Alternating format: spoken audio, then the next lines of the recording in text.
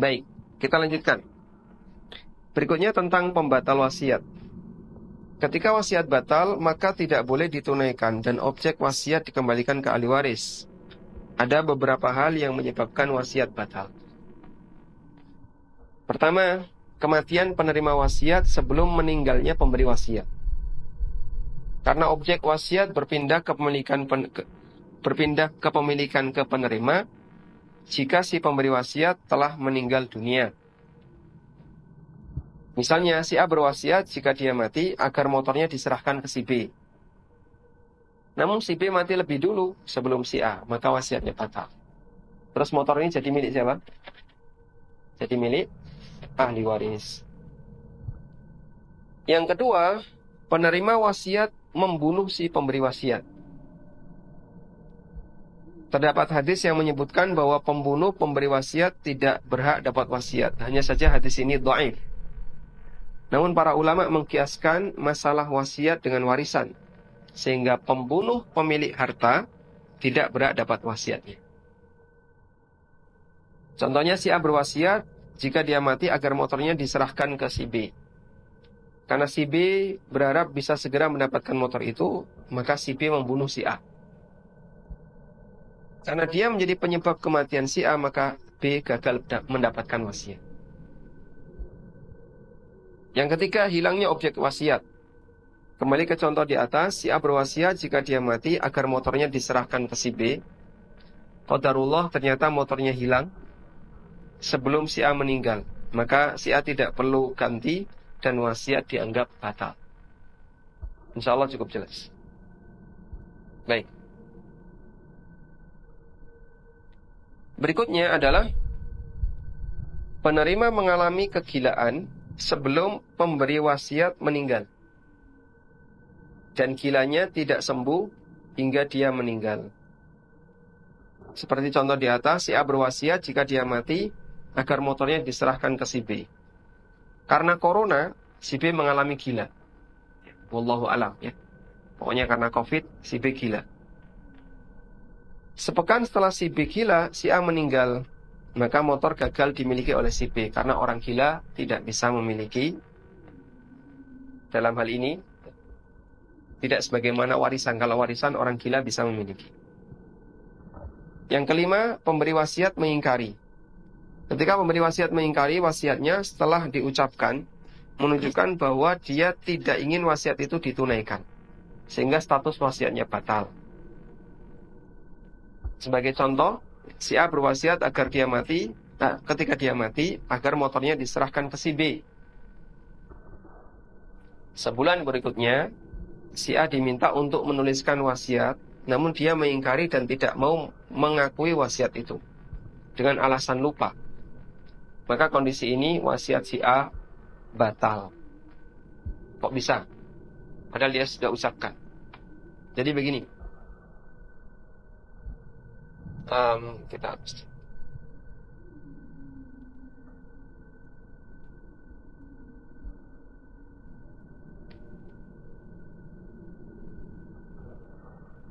saya kiaskan dengan hibah ya.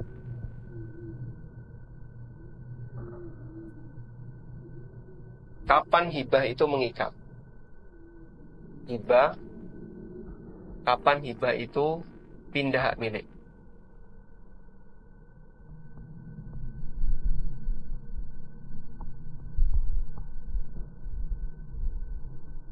Ada dua kemungkinan. Pertama, sejak dinyatakan. Sejak dinyatakan. Yang kedua, sejak diserahkan. Jawabannya yang mana? Satu atau dua?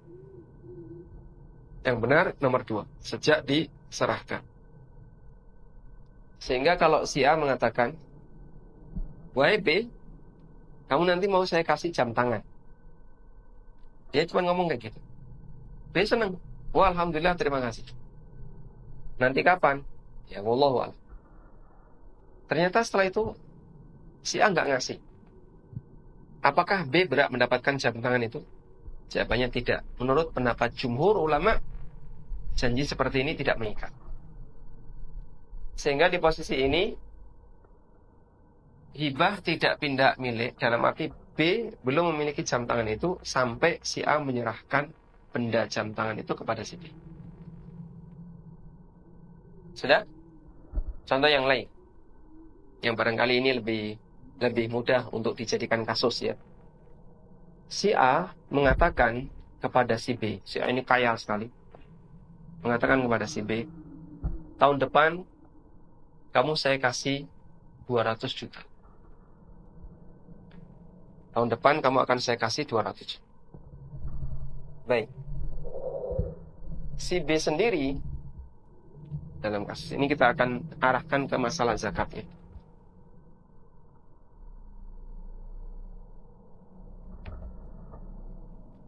Jadi si A mengatakan tahun depan dia akan menyerahkan kepada si B senilai 200 juta. Si B sendiri, B memiliki tabungan 50 juta. Sudah? 50 juta ini kan belum nisab, Pak. Tapi kalau ditambahin 200 sudah nisab, di atas nisab jauh. Nah, ketika si B punya tabungan 50 juta, tahun depan, misalnya ini waktu diucapkan sekarang bulan apa? Rabiul Awal. Tahun depan berarti Rabiul Awal tahun berikutnya. Si A belum menyerahkan 200 juta itu. Sementara saldonya si B kurang lebih ya masih sama 50 juta. Pertanyaannya, apakah si B wajib bayar zakat? Jawabannya tidak wajib bayar zakat. Kenapa? Karena 200 juta itu belum diserahkan kepadanya. Sehingga uang 200 juta ini masih milik si A. Karena belum diserah. Wasiat atau hibah pindah milik itu sejak diserahkan. Sudah? Nah, jika si A mengingkari, saya nggak jadi ngasih. Jika si A mengingkari nggak jadi ngasih. Boleh nggak kayak gitu? Jawabannya boleh. Karena dalam hal ini belum lazim. Dan dalilnya adalah keterangan yang disampaikan oleh Abu Bakar As-Siddiq radhiyallahu anhu. Beliau pernah ngomong kepada Aisyah akan memberikan sekian wasak hartanya di kota Aliyah. Namun ternyata sampai mendekati kematiannya Abu Bakar belum menyerahkan. Lalu Abu Bakar mengatakan kepada Aisyah, andaikan dulu kau menerimanya, maka harta itu jadi milikmu. Namun sekarang karena ini sudah mendekati kematian, sekarang menjadi harta warisan, karena itu bagilah sesuai dengan petunjuk Allah. Sehingga dalam kasus Abu Bakar dengan Aisyah menunjukkan bahwa sebatas aklamasi menyatakan saya akan kasih kamu pernyataan hibah, itu sama sekali belum mengikat hingga diserahkan. Dan kalaupun diingkari, maka B berarti gagal untuk bisa mendapatkan 200. Artinya hibah itu batal. Nah, jika hibah yang itu hidup dengan hidup, pemberi hidup, penerima hidup, dan diserahkan ketika hidup, apalagi wasiat yang itu hidup dengan mati, dinyatakan ketika masih hidup dan diserah terimakan setelah mati, maka jika hibah bisa batal dengan pengingkaran si pemberi hibah sebelum diserahkan, maka wasiat min babil aula, maka wasiat ya lebih memungkinkan lagi untuk dibatalkan. Karena itu para ulama mengatakan, jika musi si pemberi wasiat membatalkan, jika pemberi wasiat membatalkan, ya ini sama dengan wahib pemberi hibah yang membatalkan hibahnya. sehingga nggak jadi diserahkan. Dan ini boleh, maka ini juga boleh. Makanya ketika musi membatalkan, wasiatnya batal. Baik. Yang keenam, di antara pembatal wasiat yang keenam adalah salah satu antara pemberi atau penerima wasiat murtad atau pindah agama, keluar dari Islam, maka wasiatnya batal. Insya Allah cukup jelas.